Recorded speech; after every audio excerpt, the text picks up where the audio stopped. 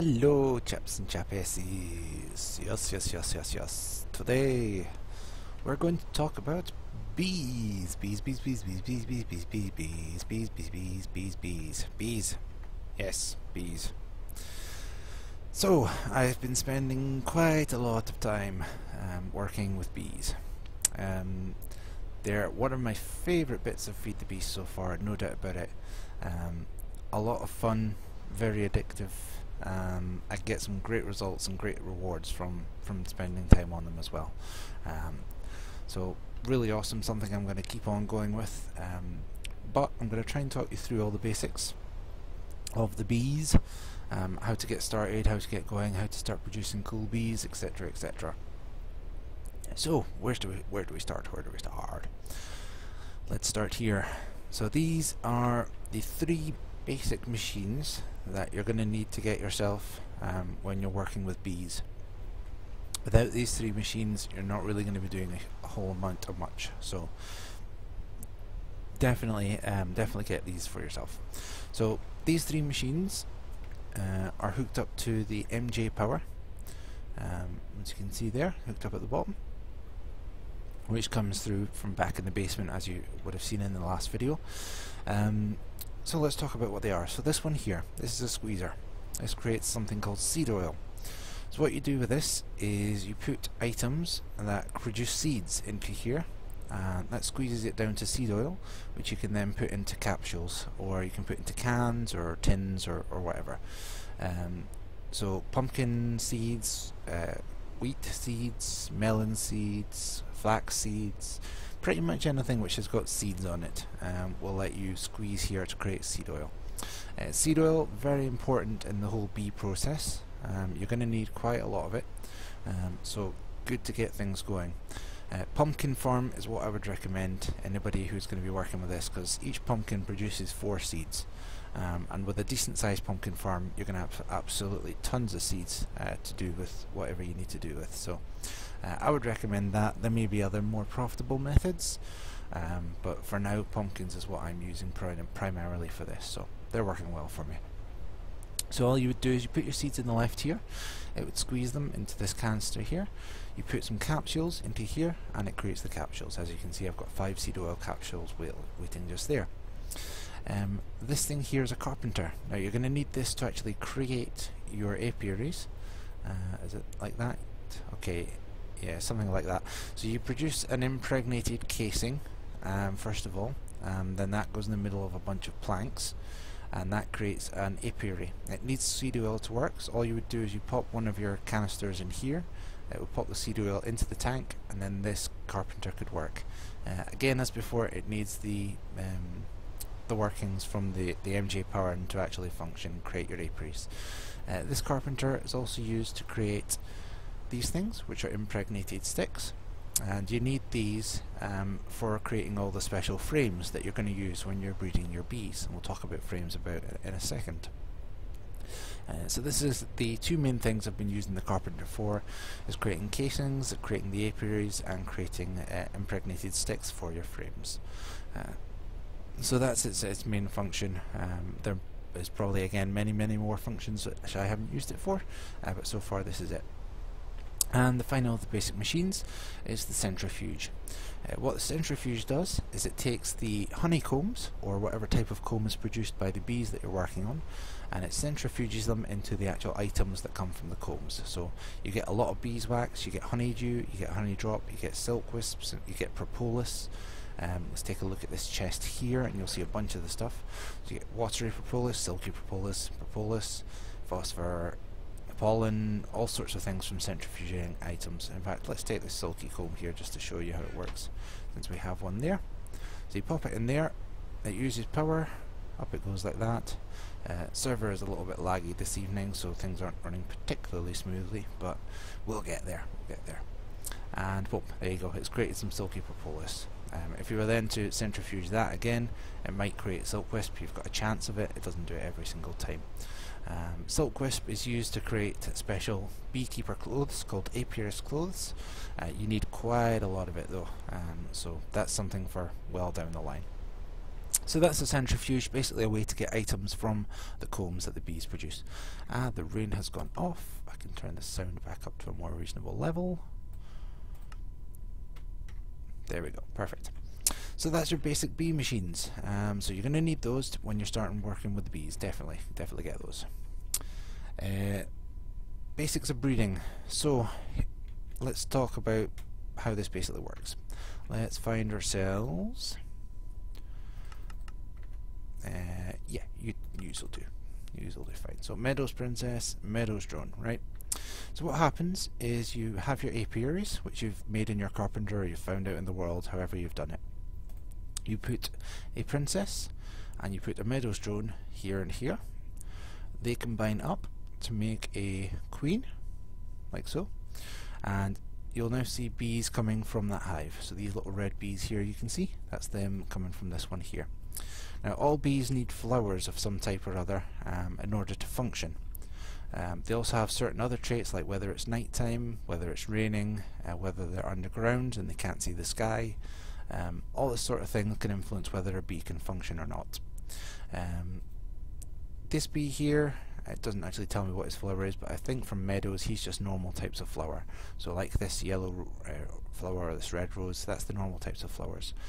Other flowers can include things such as mushrooms, like we have here, and also hidden away down in here, because they need to be in a darker area. You can have things like redstone torches, cactus, lily pads, a bunch of different things that you need for flowers, vines. Depends on your type of bee and what they require. If they can't find the correct flower in the immediate vicinity, then the little tab will show up here. You can click it, it'll say it's not finding the right flower.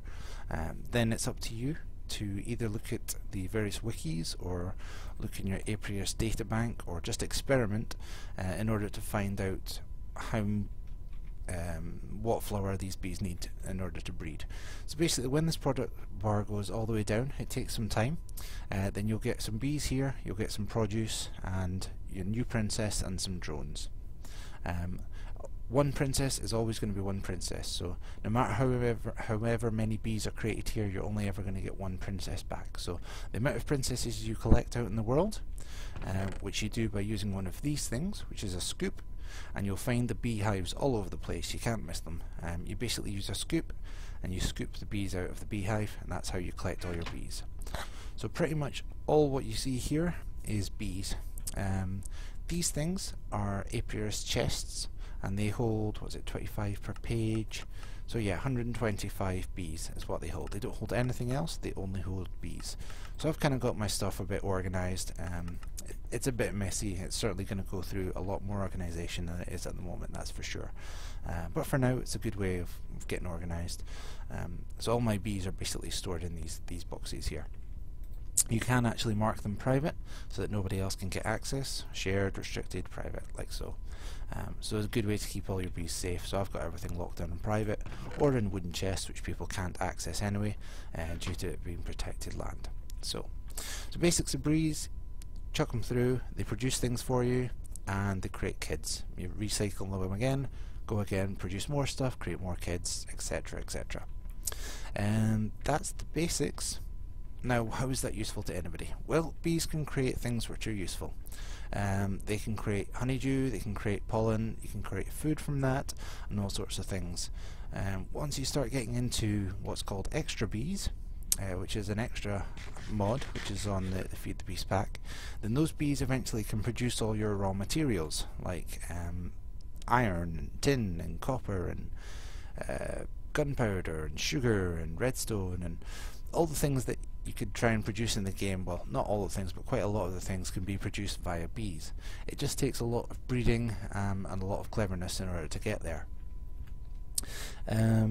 So one of the main things that you have to do is crossbreeding. So here we took two Meadows bees together. So we took a Meadows drone and a Meadows princess and we put them together, and that created a Meadows queen. Now when she has her children, they're all going to be Meadows bees. There's not really any chance of anything other than that happening. If you were to take a Meadows queen and something else, then you might get a chance of them breeding into something else. So You have these two machines here. This is a beealyzer. You can put any bee into this, make sure you've got honey drops in it, and it will tell you information about that bee. And you've got an Purist Data Bank. Now this is where you can see all the bees that you have looked at so far and discovered so far. So let's take our meadows bees for example. So this is the one we just put in. So you can see that the meadows bees speed is slow, the lifespan's short, they only have 2 children plus the princess, they slowly flower, they don't like the night time, they don't like the darkness, and they don't like the rain. They need flowers to affect them, and they have no negative effects or positive effects. So when you're standing near, they're not going to hurt you, but they're not going to help you either. Some bees have bad effects, some bees have good effects, some can be quite dangerous, so you do need to be careful. This bee will produce a honeycomb every 5.1 minutes. Honeycomb can be centrifuged, as we saw earlier in the centrifuge machine, in order to get stuff like honey drops and all that sort of stuff. This shows you their normal climates that they live in and which biomes in the world that you can find these bees in the beehives. Resultant mutations. This is basically the page which will show you what can get you to this type of bee. Now the meadows bees is one of the base bees, so it's ones you can find out in the hives in the world. So you're never going to mutate other things into that. It's not going to happen. However, further mutations is where you can see what exactly you can do. So if I was to crossbreed a meadows princess, say, and a forest drone, then we have a chance of getting a common bee, which is a 15% chance. So if we were to put those two bees together and have the kids come out, you might get common bees in there. 15% chance of that happening. Likewise, you put a tropical bee with a meadows bee, 15% chance of you getting a common. Or if you were to put a common bee with a meadows bee, you get a 12% chance of getting a cultivated bee. So by smashing one type of bee with another type of bee, you have a chance of getting a new type of bee. And that's basically how the crossbreeding works. Again, you can just experiment with this self. None of these mutations are listed when you get this thing, by the way. This is, what's this called again? It's called an Purist Data Bank, a great machine to make. You can also make it in the Carpenter, and it's raining again. Oh, and somebody's turned off the rain, that's good. So yeah, an Purist Data Bank. So this is another machine I believe you can make in the Carpenter. Really good machine to make because it really helps you keep track of what it is you're doing with the various bees. Yes, so that's basically how that works. The Purist Data Bank shows you all the species that you've discovered so far, and the Beealyzer does a similar thing, but it analyzes individual bees. So, crossbreeding is how you do it. So princess of one type, drone of another type, put them together. You can again use wikis, there's guides on what you have to do in order to breed up the bees to certain levels, or you can just experiment and try and find out for yourself. No harm in doing that because it's very unlikely you'll ever lose bees. You'll always have a princess there. Collect lots of them though, that's one thing I'll say. You need lots of princesses because you are going to use lots and lots of bees. So let's talk about my process for how I've been doing it so far, and so far I've got to say it's been pretty successful. I've been very happy with how it's gone. So what I've been using is you come into the frames. So the frames are very important in order to help your breeding. These are soul frames. So these are made from impregnated sticks which you create in the Carpenter. 8 of those around a piece of string will give you an impregnated frame, and an impregnated frame together with a piece of soul sand, as you can see it's the little soul sand logo picture thing there, will give you a soul frame. So I always put a set of those in an apiary. This increases your chance of a mutation when you're breeding the bees. So when you put one of one and one of another in together, this will increase your chance of getting a different type of bee as a result, instead of the same 2 types as you put in originally. So soul frames, extra good for helping you mutate bees into other types of bees. What I do is when I'm trying to create a new type of bee through the breeding process, I'll mutate them until I've got one of the bees. I'll mutate the same types again until I've got another bee. So I try and get one princess and try and get one drone of the new type of bee. Now what you get in the bees is you've got 2 types of traits. I realise this is quite a lot of information to take in, but so be it. It's a complicated subject, but it's an interesting one. So let's show you this one here, for example. So take our Beealyzer, pop it down there. Right. So in every type of bee, you've got two traits. So you can see that this is a marshy cultivated hybrid. So the active trait is marshy, because it's got a little marshy colour, and the inactive is cultivated. So it's got basically two types of gene in this bee. So when this bee breeds, it could either produce marshy bees, or cultivated bees, or a mixture of both. It could create more hybrids. Or if these two result in a mutation, which I can't remember if they do or not, it might create a new type of bee. Basically what I've been doing is making sure I've got two bees, one princess and one drone, and at least one of them, half of them, has to be of the new type of bee that I want. I then put, pick you up again. I then put the two bees into these chocolate frames. Now what chocolate frames do is they kill off the bees really quickly and make them have their kids really quickly. So you take the impregnated frames, as we discussed earlier, and you put them surrounded by cocoa beans, and that creates these chocolate frames. Chocolate frames basically kill off the bees really quickly and make them have their kids quickly. So once you've got the type of bee that you want, you need to create what's called, well, what I call a pure set. So you want to create a totally pure princess and a totally pure drone. You don't want any other hybrids, you don't want any other types of bee mixed in with it. You want them to be either, let's use cultivated as an example. So you want a cultivated princess, and you want a cultivated drone. You don't want a cultivated princess and a cultivated marshy hybrid, for example. You want them to be pure in order so that they can have good kids, like pure kids, which you can then use for further breeding. The chocolate frames are a great way to do that. Once you've got your two types of bee with at least one and a half of their traits being the type of bee you want, you run them through the chocolate frames a few times, and eventually you'll end up with pure bees. That's the way I've been doing it, usually about 3 or 4 times through the chocolate frames in my experience, and I find myself getting a pure bee. Once you've got a pure set of bees, you can then either switch that bee to produce things for you, or you can go ahead and then breed further onto other types of bee. Yes, that is a lot of information to take in, and it is a complex subject, but experimentation and playing it about with it will help you a lot, and it is a really fascinating thing. It's a lot of fun. You also get the kind of thrill factor of when you put two bees into the soul frames. It's always a gamble whether or not you're going to get a new type of bee or not, and it is kind of like playing slots with bees, because occasionally you'll win and you'll get a new type of bee, and then sometimes you won't, but when you win, it does feel good. That's how I've been doing my breeding. Hopefully that was clear enough. If it wasn't, then do let me know.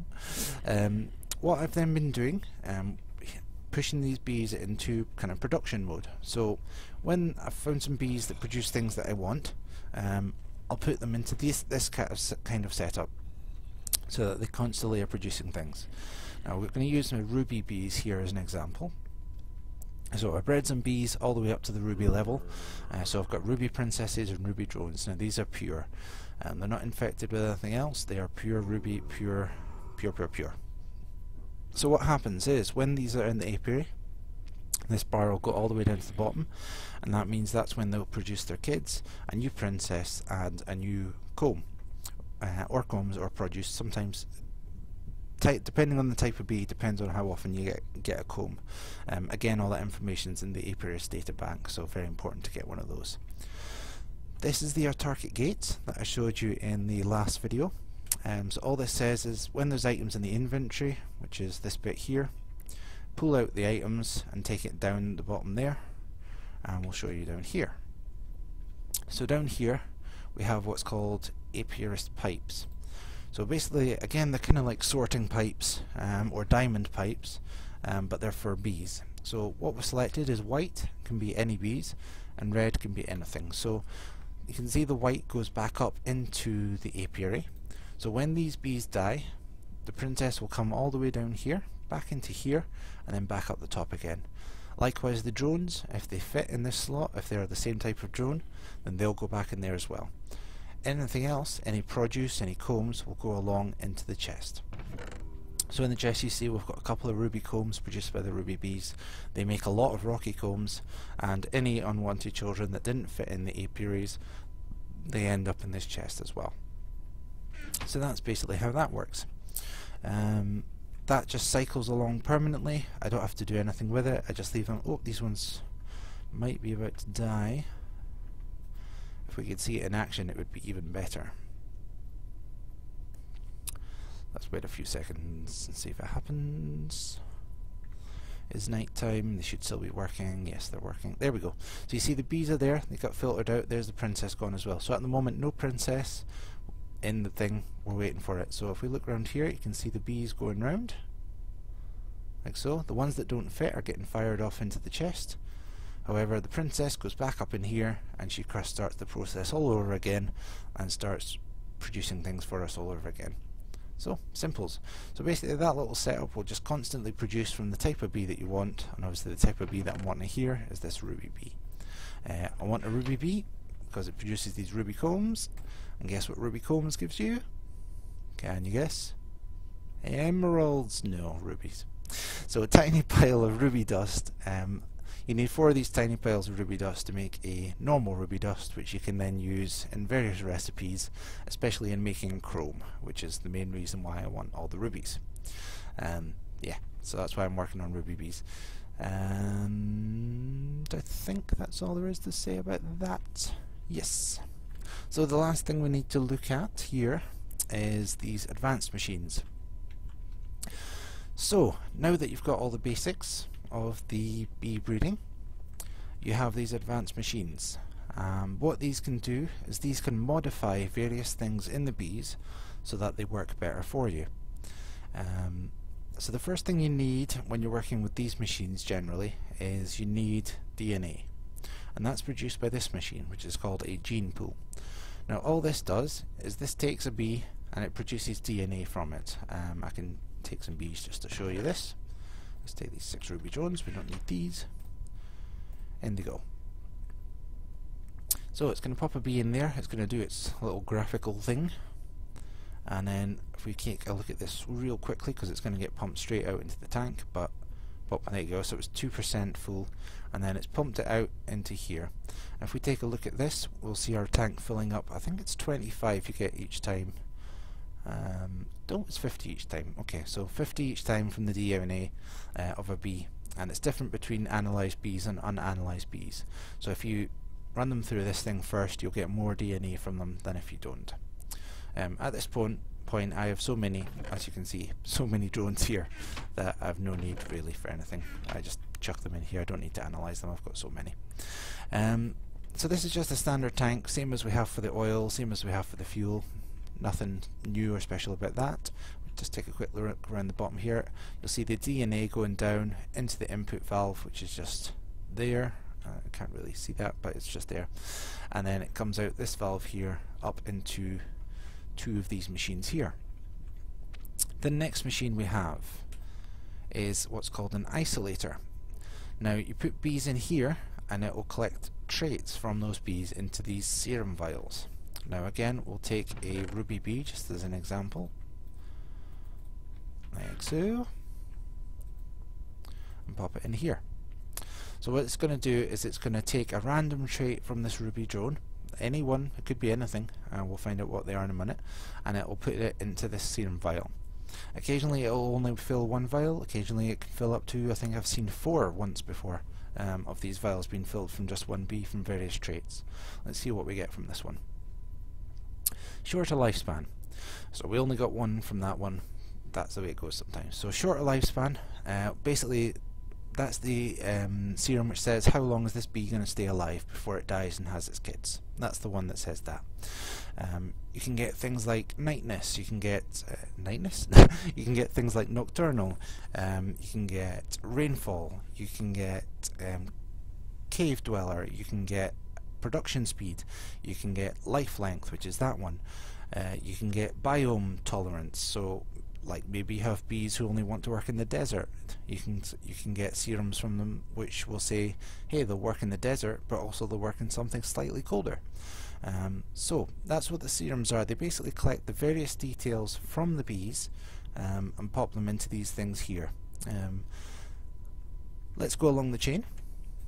You would then take one of these vials here and pop it into this synthesizer. Now this is one of the machines that uses the DNA. What this synthesizer does is it generates 16 shots. Let's take one that we already have just so we can show you. So effect cancellation. So what effect cancellation does, 16 charges, that's what they're called. What effect cancellation does is it takes away any effect from a bee. So say a bee is stinging you all the time when you're close by. You don't want that, so you use the effect cancellation serum in order to remove the effect. To get the 16 charges, you put it in the synthesizer, because as you see in this one, it starts with 0, empty. This uses DNA, it uses a lot of power, and it generates 16 charges. However, the 16 charges will be, I think it's terrible quality it is. So in order to make it excellent quality, and it has to be excellent quality, because otherwise if you put it into your bees, then they can sometimes forget that they have that trait. So say I've got the tropical bees which poison you, and you put in cancellation serum on them, then that'll probably be fine for a few generations, so dying off maybe 2 or 3 times, that would probably be fine. But if they put in poor or anything like that, then they can revert back to having poison again. If you make it excellent quality, then the idea is that the effect never comes back. So if you put some of this serum into some jungle bees, they would never ever poison you again. So that's the idea of the serum for effect cancellation. So you put it into the synthesizer to create the 16 charges, and you then put it into the purifier to make it excellent quality so that it never loses its effect on the bees that you use it on. Again, uses a lot of liquid DNA, and it uses a lot of power to purify your serums. Final one is the Inoculator.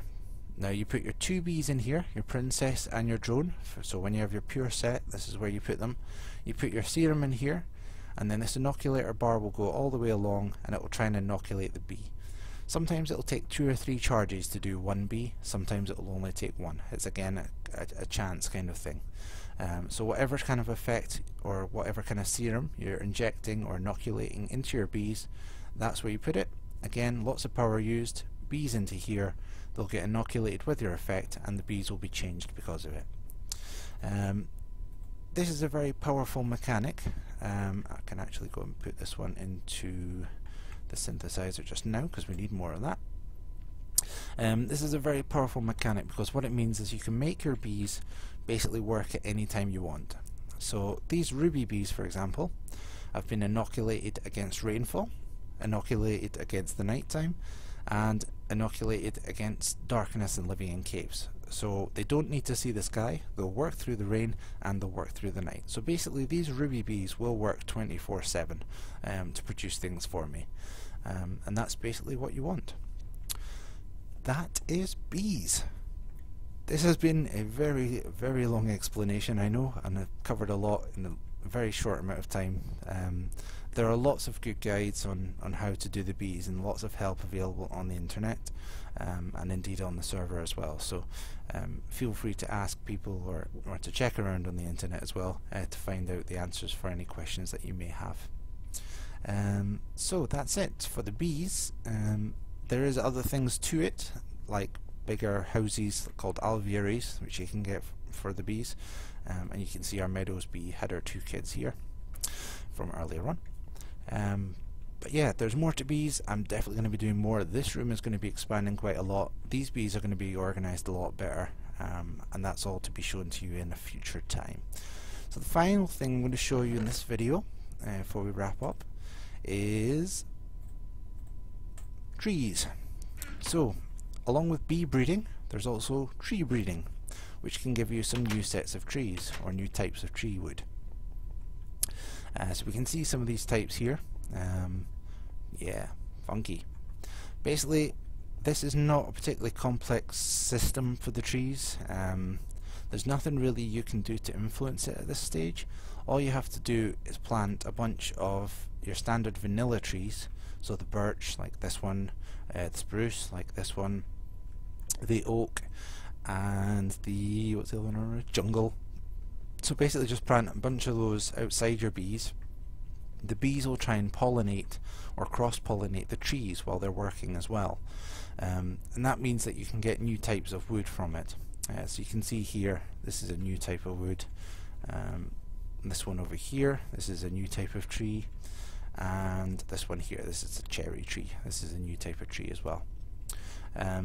So that's basically how it works. The way you'll see that the bees have done something or tried to create a new species from your trees is with these different coloured patches. So you can see most of this tree looks like this, but you've got this one patch which looks like that. Now you have a tool called a grafter which guarantees to give you a sapling when you poke one of these coloured sections with a grafter. So if I do this, that will give me a sapling there. Now that is not a cherry tree sapling, as you can see. If we look at that, that is a silver lime sapling.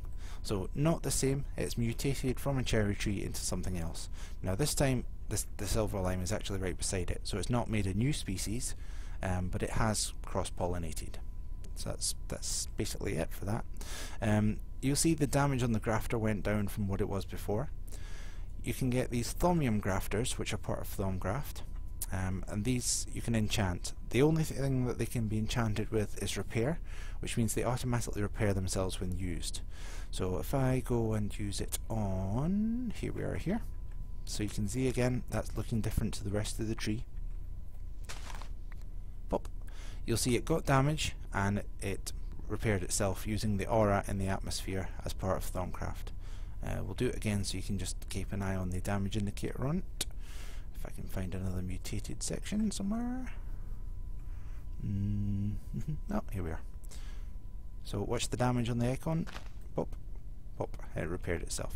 So basically a way of infinitely keeping this particular tool. Very handy.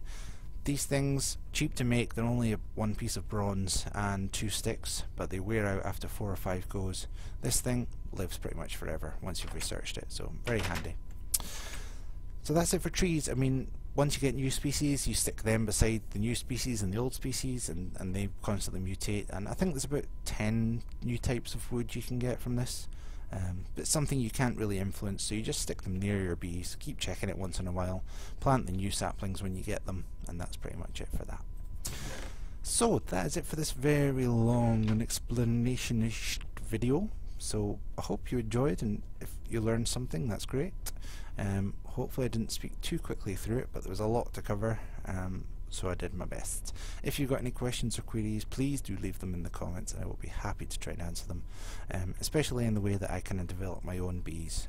I'm sure it's the same technique as pretty much everybody uses, but it's just one that's been super effective for me. So without further ado, I thank you for watching, and until next time, bees, bees, bees, bees, bees, bees, bees.